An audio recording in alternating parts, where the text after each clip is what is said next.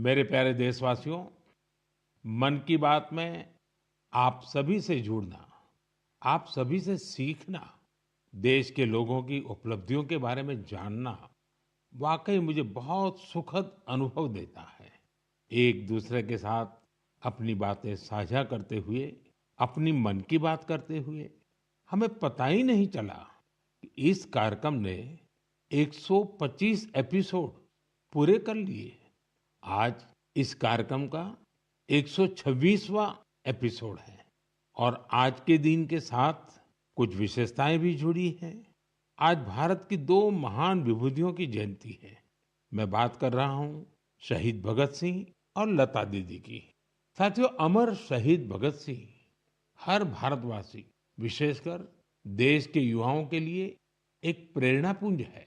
निर्भीकता उनके स्वभाव में कूट कूट कर भरी थी।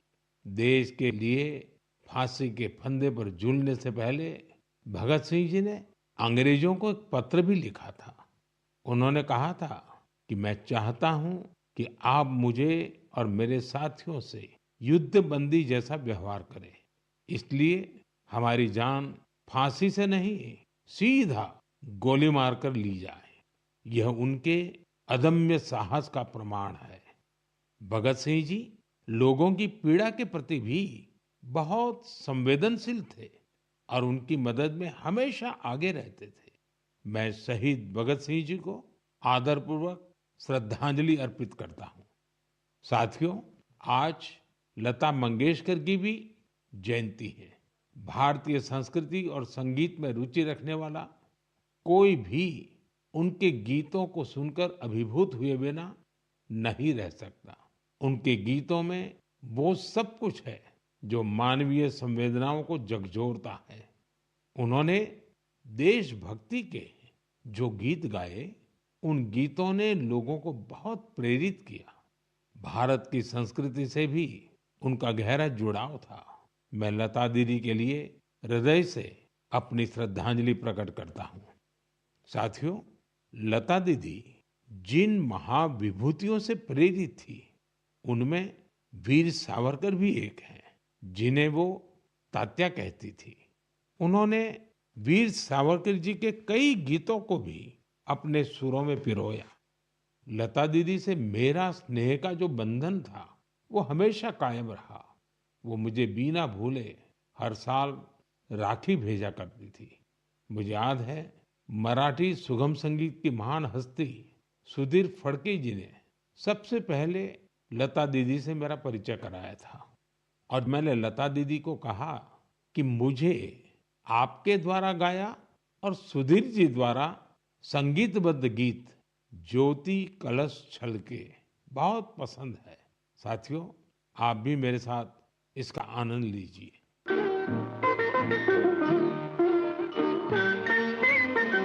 ज्योति कलश छलके, ज्योति कलश छलके, ज्योति कलश छलके, ज्योति कलश छलके। वे गुलाबी लाल सुनहरे रंग दरबार के, ज्योति कलश छलके। मेरे प्यारे देशवासियों, नवरात्रि के इस समय में हम शक्ति की उपासना करते हैं। हम नारी शक्ति का उत्सव मनाते हैं। बिजनेस से लेकर स्पोर्ट्स तक और एजुकेशन से लेकर साइंस तक, आप किसी भी क्षेत्र को लीजिए, देश की बेटियां हर जगह अपना परचम लहरा रही हैं। आज वे ऐसी चुनौतियों के भी पार कर रही हैं जिनकी कल्पना तक मुश्किल है। अगर मैं आपसे ये सवाल करूं, क्या आप समंदर में लगातार 8 महीने रह सकते हैं? क्या आप समंदर में पतवार वाली नाव, यानी हवा के वेग से आगे बढ़ने वाली नाव से 50,000 किलोमीटर की यात्रा कर सकते हैं? और वो भी तब जब समंदर में मौसम कभी भी बिगड़ जाता है। ऐसा करने से पहले आप हजार बार सोचेंगे, लेकिन भारतीय नौसेना की दो बहादुर ऑफिसर्स ने नाविका सागर परिक्रमा के दौरान ऐसा कर दिखाया है। उन्होंने दिखाया है कि साहस और दृढ़ संकल्प होता क्या है। आज मैं मन की बात के श्रोताओं को इन दो जाबाज ऑफिसर से मिलवाना चाहता हूँ। एक है लेफ्टिनेंट कमांडर दिलना और दूसरी है लेफ्टिनेंट कमांडर रूपा। ये दोनों ऑफिसर्स हमारे साथ फोन लाइन पर जुड़ी हुई हैं। हेलो। Hello sir. नमस्कार जी। नमस्कार सर। तो मेरे साथ लेफ्टिनेंट कमांडर दिलना और लेफ्टिनेंट कमांडर रूपा दोनों हैं आप साथ में। जी सर, दोनों है। चलिए आप दोनों को नमस्कारम और वणक्कम। वणक्कम सर। नमस्कारम सर। अच्छा, सबसे पहले तो देशवासी सुनना चाहते हैं आप दोनों के बारे में। आप जरा बताइए। सर, मैं लेफ्टिनेंट कमांडर दिलना हूँ और मैं इंडियन नेवी में लॉजिस्टिक्स कैडर से हूँ सर। मैं नेवी में 2014 में कमीशन हुई थी सर, और मैं केरला में कोझिकोड से हूँ सर। मेरा फादर आर्मी में थे और मेरा मदर हाउसवाइफ है।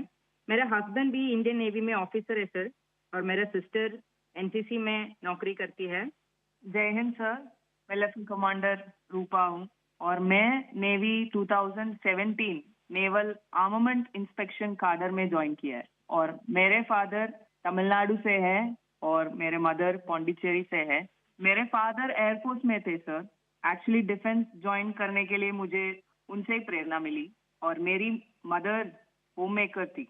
अच्छा दिलना और रूपा, आपसे मैं जानना चाहूंगा कि आपकी जो सागर परिक्रमा में आपका एक्सपीरियंस देश सुनना चाहता है। और मैं पक्का मानता हूँ ये कोई सरल काम नहीं है, कई कठिनाइयां आई होगी, बहुत मुश्किलें आपको पार करनी पड़ी होगी। जी सर, मैं आपको ये बोलना चाहती हूँ कि लाइफ में सर एक बार हमें ऐसा मौका मिलता है जो हमारी जिंदगी बदल देती है सर। और ये सर्कम नेविगेशन वो हमारे लिए ऐसी एक अपॉर्चुनिटी थी जो इंडियन नेवी और इंडियन गवर्नमेंट ने हमें दिया है। और इस एक्सपेडिशन में हम लगभग 47,500 किलोमीटर सेल किया सर। हमने 2 अक्टूबर 2024 को निकला गोवा से, और 29 मई 2025 को वापस आया। और इस एक्सपेडिशन हमें कंप्लीट करने के लिए 238 डेज लगे सर। और 238 डेज हम सिर्फ दोनों थे सर इस बोट पे। और सर एक्सपेडिशन के लिए हमने 3 साल की तैयारी की, नेविगेशन से लेके कम्युनिकेशन, इमरजेंसी डिवाइसेस को कैसे ऑपरेट करना, डाइविंग कैसे करते हैं, और बोट में कुछ भी तरह की इमरजेंसी हो, जैसे मेडिकल इमरजेंसी से हो, कैसे मैनेज करना, ये सब के बारे में हमें इंडियन नेवी ने ट्रेनिंग दिया सर। और इस यात्रा में सबसे मेमोरेबल मोमेंट में बोलना चाहती हूँ सर कि हमने भारत की झंडा पॉइंट नीमो पर लहराया सर। सर, पॉइंट नीमो दुनिया की सबसे रिमोटेस्ट लोकेशन पे है सर। वहाँ से सबसे पास कोई इंसान है तो वो इंटरनेशनल स्पेस स्टेशन में है। और वहाँ पे एक सेल बोट में पहुँचने वाला पहला भारतीय और पहला एशियन और दुनिया के पहला इंसान हम बने सर। और ये हमारे लिए गर्व की बात है सर। वाह, बहुत बहुत बधाई आपको। Thank you sir. आपके साथी भी कुछ कहना चाहते हो? सर, मैं ये कहना चाहती हूँ कि ये सेल बोट से ये दुनिया का सर्कम नेविगेशन जो किया है, उनका नंबर माउंट एवरेस्ट पहुंचने वाला के नंबर से बहुत कम है। और एक्चुअली जो सेल बोट से अकेले जो सर्कम नेविगेशन करते हैं, उनके नंबर जो स्पेस में गए हैं, उनके नंबर से भी बहुत कम है। अच्छा, इतनी कॉम्प्लेक्स जर्नी के लिए बहुत टीम वर्क की जरूरत होती है, और वहाँ तो टीम में आप दो ही ऑफिसर्स थे। आप लोगों ने कैसे मैनेज किया इसको? जी सर, ऐसे यात्रा के लिए हम दोनों को एक साथ मेहनत करना पड़ता था। और जैसे लेफ्टिनेंट कमांडर दिलना ने बोला, ये अचीव करने के लिए सिर्फ दोनों था बोट पे। और हम बोट रिपेयरर थी, इंजन मैकेनिक थी, sail maker, medical assistant, cook, cleaner, diver, navigator, और सब कुछ एक साथ बनना पड़ता था। और ये हमको अचीव करने के लिए इंडियन नेवी का बड़ा कंट्रीब्यूशन था, और हमको हर तरह की ट्रेनिंग दिया है।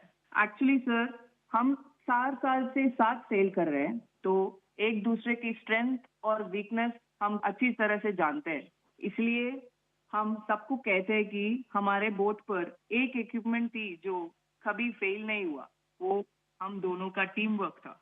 अच्छा, जब मौसम खराब होता था, क्योंकि ये समुद्री दुनिया तो ऐसी ही है, जहाँ मौसम का कोई ठिकाना नहीं, तो आप उस सिचुएशन को कैसे हैंडल करते थे? सर, हमारा यात्रा में बहुत सारा एडवर्स चैलेंजेस सब थे सर। हमें इस एक्सपेडिशन में कई चैलेंजेस फेस करना पड़ा। स्पेशली सर सदर्न ओशन में हमेशा मौसम बुरा होता है। हमें 3 तूफानों को भी फेस करना पड़ा। और सर हमारा बोट सिर्फ 17 मीटर का है और लेंथ में उसका विड्थ है सिर्फ 5 मीटर। तो कभी कभी कुछ लहरें आती थी जो 3 स्टोरी बिल्डिंग से भी बड़ी थी सर। और हमने बहुत ज्यादा गर्मी और बहुत ज्यादा सर्दी दोनों फेस किया है हमारे जर्नी में। अंटार्कटिका में सर जब हम सेल कर रहे थे, हमारा टेम्परेचर 1 डिग्री सेल्सियस और 90 किलोमीटर पर आवर का हवा दोनों एक साथ हमको सामना करना पड़ा था। और हमने ठंड से बचने के लिए 6 to 7 लेयर कपड़े एक साथ पहनते थे और पूरा सदर्न ओशन हमने ऐसी 7 लेयर ऑफ क्लोथिंग से किया सर। एंड कभी कभी हम गैस स्टव लेके हमारा हाथ को गर्म करते थे सर। और कभी ऐसे सिचुएशंस भी होते हैं जब हवा बिल्कुल नहीं होता है और हम सेल्स पूरा नीचे करके हम ड्रिफ्ट होते रहते हैं। और ऐसे वाले सिचुएशन में एक्चुअली सर हमारे पेशेंस टेस्ट होता है। लोगों को सुन करके भी बहुत हैरानी होगी कि हमारे देश की बेटियां ऐसा कष्ट उठा रही हैं। अच्छा, इस परिक्रमा के दौरान आप अलग-अलग देशों में रुकती भी रही। वहाँ क्या एक्सपीरियंस होता था जब भारत की 2 बेटियों को लोग देखते होंगे तो उनके मन में बहुत सारी बातें रहती होगी?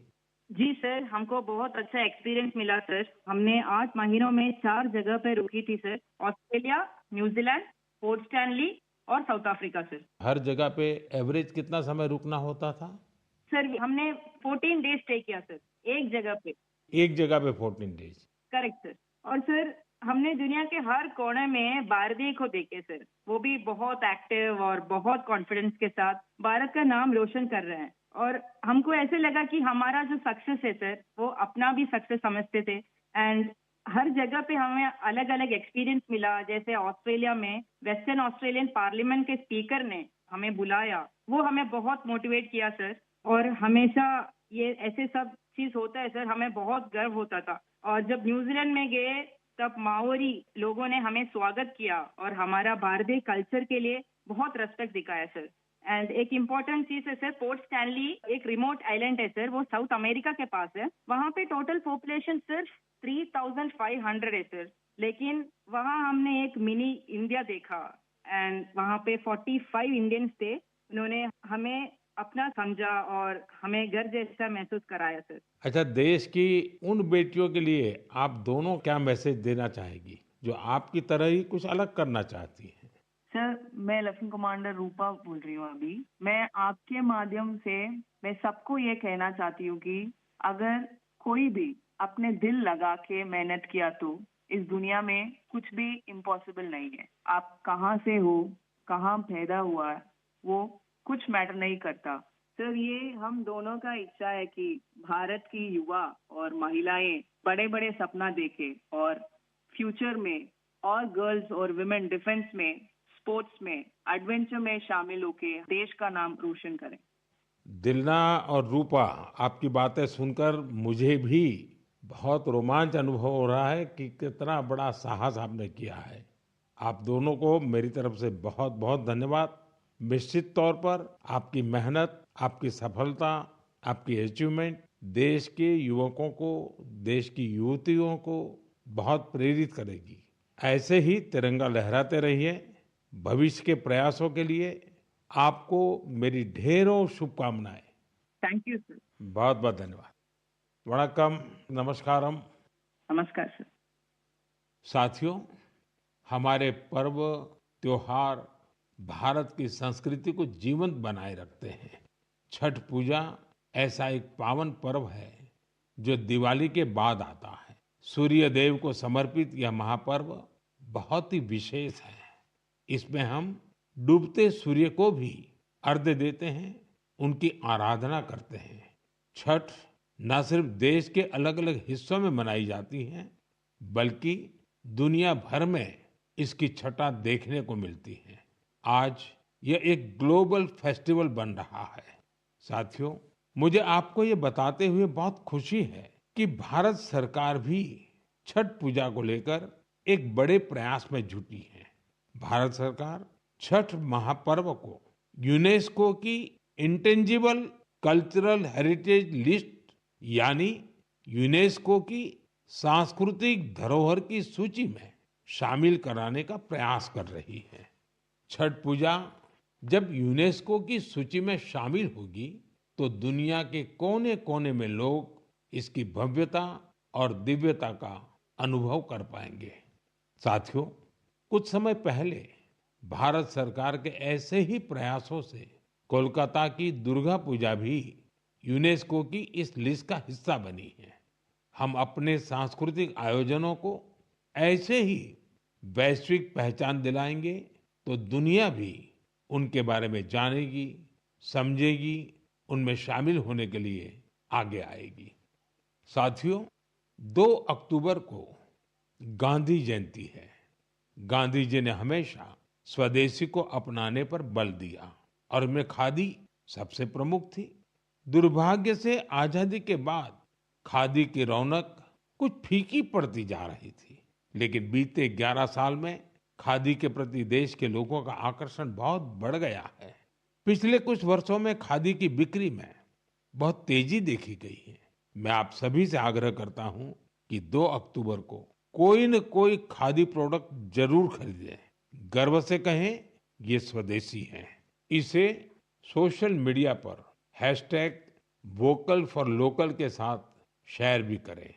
साथियों, खादी की तरह ही हमारे हैंडलूम और हैंडीक्राफ्ट सेक्टर में भी काफी बदलाव देखने को मिल रहा है। आज हमारे देश में ऐसे कई उदाहरण सामने आ रहे हैं जो बताते हैं कि अगर परंपरा और इनोवेशन को एक साथ जोड़ दिया जाए तो अद्भुत परिणाम मिल सकते हैं। जैसे एक उदाहरण तमिलनाडु के याज नेचुरल्स का है। यहाँ अशोक जगदीशन जी और प्रेम साल्वाराज जी ने कॉरपोरेट नौकरी छोड़ एक नई पहल की। उन्होंने घास और केला फाइबर से योगा मैट बनाए, हर्बल रंगों से कपड़े रंगे और 200 परिवारों को ट्रेनिंग देकर उन्हें रोजगार दिया। झारखंड के आशीष सत्यव्रत साहू जी ने जोहार ग्राम ब्रांड के जरिए आदिवासी बुनाई और परिधानों को ग्लोबल रैंप तक पहुंचाया है। उनके प्रयासों से आज झारखंड की सांस्कृतिक धरोहर को दूसरे देशों के लोग भी जानने लगे हैं। बिहार के मधुबनी जिले की स्वीटी कुमारी जी ने उन्होंने भी संकल्प क्रिएशन शुरू किया है। मिथिला पेंटिंग को उन्होंने महिलाओं की आजीविका का साधन बना दिया है। आज 500 से ज्यादा ग्रामीण महिलाएं उनके साथ जुड़ी हैं और आत्मनिर्भरता की राह पर हैं। सफलता की ये सभी गाथाएं हमें सिखाती हैं कि हमारी परंपराओं में आय के कितने ही साधन छिपे हुए हैं। अगर इरादा पक्का हो तो सफलता हमसे दूर नहीं जा सकती। मेरे प्यारे देशवासियों, अगले कुछ ही दिनों में हम विजयादशमी मनाने वाले हैं। इस बार विजयादशमी एक और वजह से बहुत विशेष है। इसी दिन राष्ट्रीय स्वयंसेवक संघ की स्थापना के 100 वर्ष हो रहे हैं। एक शताब्दी की ये यात्रा जितनी अद्भुत है, अभूतपूर्व है, उतनी ही प्रेरक है।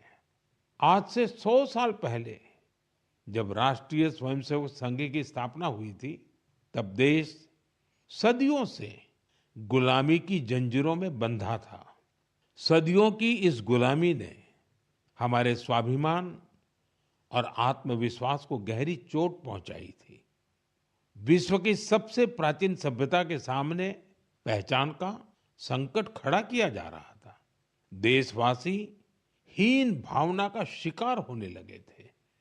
इसलिए देश की आजादी के साथ साथ ये भी महत्वपूर्ण था कि देश वैचारिक गुलामी से भी आजाद हो। ऐसे में परम पूज्य डॉक्टर हेडगेवार जी ने इस विषय में मंथन करना शुरू किया और फिर इसी भगीरथ कार्य के लिए उन्होंने 1925 में विजयादशमी के पावन अवसर पर राष्ट्रीय स्वयंसेवक संघ की स्थापना की। डॉक्टर साहब के जाने के बाद परम पूज्य गुरु जी ने राष्ट्र सेवा के इस महायज्ञ को आगे बढ़ाया। परम पूज्य गुरु जी कहा करते थे, राष्ट्राय स्वाहा इदम राष्ट्राय इदम न मम, यानी ये मेरा नहीं है, ये राष्ट्र का है। इसमें स्वार्थ से ऊपर उठकर राष्ट्र के लिए समर्पण का भाव रखने की प्रेरणा है। गुरुजी गोलवलकर जी के इस वाक्य ने लाखों स्वयंसेवकों को त्याग और सेवा की राह दिखाई। त्याग और सेवा की भावना और अनुशासन की सीख, यही संघ की सच्ची ताकत है। आज आरएसएस 100 वर्ष से बिना थके, बिना रुके राष्ट्र सेवा के कार्य में लगा हुआ है। इसलिए हम देखते हैं देश में कहीं भी प्राकृतिक आपदाएं, आरएसएस के स्वयंसेवक सबसे पहले वहां पहुंच जाते हैं। लाखों लाख स्वयंसेवकों के जीवन के हर कर्म, हर प्रयास में राष्ट्र प्रथम, नेशन फर्स्ट की यह भावना हमेशा सर्वोपरि रहती है। मैं राष्ट्र सेवा के महायज्ञ में स्वयं को समर्पित कर रहे प्रत्येक स्वयंसेवक को अपनी शुभकामनाएं अर्पित करता हूं। मेरे प्यारे देशवासियों, अगले महीने 7 अक्टूबर को महर्षि वाल्मीकि जयंती है। हम सब जानते हैं महर्षि वाल्मीकि भारतीय संस्कृति के कितने बड़े आधार है। ये महर्षि वाल्मीकि ही थे जिन्होंने हमें भगवान राम की अवतार कथाओं से इतने विस्तार से परिचित करवाया था। उन्होंने मानवता को रामायण जैसा अद्भुत ग्रंथ दिया। साथियों, रामायण का ये प्रभाव उसमें समाहित भगवान राम के आदर्शों और मूल्यों के कारण है। भगवान राम ने सेवा, समरसता और करुणा से सबको गले लगाया था। इसलिए हम देखते हैं महर्षि वाल्मीकि के रामायण के राम माता शबरी और निषाद राज के साथ ही पूर्ण होते हैं। इसलिए साथियों, अयोध्या में जब राम मंदिर का निर्माण हुआ तो साथ में निषाद राज और महर्षि वाल्मीकि का भी मंदिर बनाया गया है। मेरा आपसे आग्रह है, आप भी जब अयोध्या में रामलला के दर्शन करने जाएं तो महर्षि वाल्मीकि और निषाद राज मंदिर के दर्शन जरूर करें। मेरे प्यारे देशवासियों, कला, साहित्य और संस्कृति की सबसे खास बात होती है कि ये किसी एक दायरे में बंधी नहीं होती। इनकी सुगंध सभी सीमाओं को पार कर लोगों के मन को छूती है। हाल ही में पेरिस के एक कल्चरल इंस्टीट्यूट सौंथ मंडपा ने अपने 50 वर्ष पूरे किए। इस सेंटर ने भारतीय नृत्य को लोकप्रिय बनाने में अपना व्यापक योगदान दिया है। इसकी स्थापना मिलेना साल्विनी ने की थी। उन्हें कुछ वर्ष पहले पद्मश्री से सम्मानित किया गया था। मैं सौंथ मंडपा से जुड़े सभी लोगों को बहुत बधाई देता हूं और भविष्य के प्रयासों के लिए उन्हें शुभकामनाएं देता हूं। साथियों, अब मैं आपको 2 छोटी ऑडियो क्लिप सुना रहा हूं। इन पर ध्यान दीजिएगा। दयालु सित किन सितना मिनिहा कौरुंदो मसबंदे मिनिहा गन सोंदिने नैनु वेदो बिंद कुदु सितुवे दयालु सित किन सितना मिनिहा कौरुंदो मसबंदे मिनिहा गन सोंदिने। अब दूसरी क्लिप भी सुनिए। மனிதன் மனிதனுக்காயில்லையே மற்றதுதான் இங்கு கவலைப்படும் கருணையுள்ளத்தில் பரவிடவே அன்பு செய்வாய் நீ என் தோழா. மனிதன் மனிதனுக்காயில்லையே, மற்றெதுதான் இங்கு கவலைப்படும், கருணை உள்ளத்தில் பரவிடவே.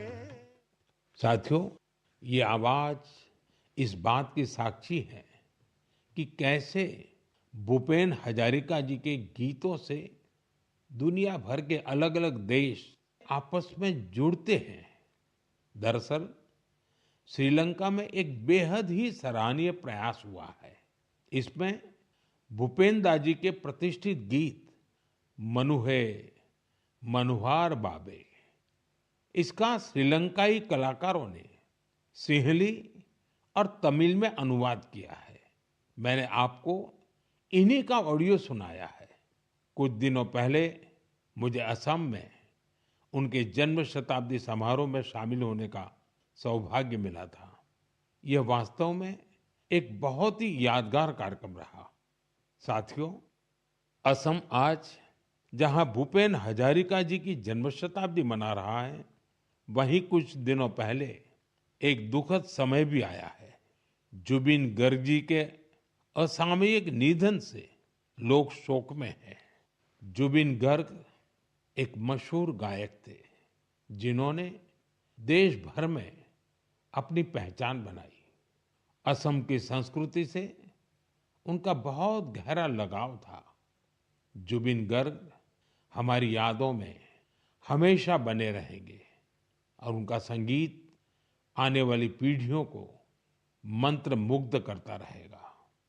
जुबिन गार्ग आसिल अहोमोर हमोस कृतिर उज्ज्वल रत्नो जनोतार हृदय तेयो हृदय जियाय थाकिबो। साथियों, कुछ दिन पहले हमारे देश ने एक महान विचारक और चिंतक S.L. भैरप्पा जी को भी खो दिया है। मेरा भैरप्पा जी से व्यक्तिगत संपर्क भी रहा और हमारे बीच कई मौकों पर अलग अलग विषयों पर गहन बातचीत भी हुई। उनकी रचनाएं युवा पीढ़ी के विचारों को दिशा देती रहेगी। कन्नड़ा की उनकी बहुत सारी रचनाओं का अनुवाद भी उपलब्ध है। उन्होंने हमें बताया कि अपनी जड़ों और संस्कृति पर गर्व करना कितना मायने रखता है। मैं S.L. भैरप्पा जी को अपनी भावभीनी श्रद्धांजलि अर्पित करता हूं और युवाओं से उनकी रचनाएं पढ़ने का आग्रह करता हूं। मेरे प्यारे देशवासियों, आने वाले दिनों में एक के बाद एक त्योहार और खुशियां आने वाली हैं। हर पर्व पर हम खरीदारी भी खूब करते हैं और इस बार तो GST बचत उत्सव भी चल रहा है। साथियों, एक संकल्प लेकर आप अपने त्योहारों को और खास बना सकते हैं। अगर हम ठान लें कि इस बार त्योहार सिर्फ स्वदेशी चीजों से ही मनाएंगे, तो देखिएगा हमारे उत्सव की रौनक कई गुना बढ़ जाएगी। वोकल फॉर लोकल को खरीदारी का मंत्र बना दीजिए। ठान लीजिए हमेशा के लिए जो देश में तैयार हुआ है वही खरीदेंगे। जिसे देश के लोगों ने बनाया है वही घर ले जाएंगे। जिसमें देश के किसी नागरिक की मेहनत है उसी सामान का उपयोग करेंगे। जब हम ऐसा करते हैं तो हम सिर्फ कोई सामान नहीं खरीदते, हम किसी परिवार की उम्मीद घर लाते हैं, किसी कारीगर की मेहनत को सम्मान देते हैं, किसी युवा उद्यमी के सपनों को पंख देते हैं। साथियों, त्योहारों पर हम सब अपने घर की सफाई में जुट जाते हैं, लेकिन स्वच्छता सिर्फ घर की चार दीवारी तक सीमित न रहे। गली, मोहल्ला, बाजार, गांव, हर जगह पर सफाई हमारी जिम्मेदारी बने। साथियों, हमारे यहाँ ये पूरा समय उत्सवों का समय रहता है और दिवाली एक प्रकार से महाउत्सव बन जाता है। मैं आप सबको आने वाली दीपावली की भी बहुत बहुत शुभकामनाएं देता हूं, लेकिन साथ साथ फिर से दोहराऊंगा हमें आत्मनिर्भर बनना है, देश को आत्मनिर्भर बना करके ही रहना है और उसका रास्ता स्वदेशी से ही आगे बढ़ता है। साथियों, मन की बात में इस बार इतना ही। अगले महीने फिर नई गाथाओं और प्रेरणाओं के साथ मुलाकात करूंगा। तब तक आप सबको शुभकामनाएं। बहुत बहुत धन्यवाद।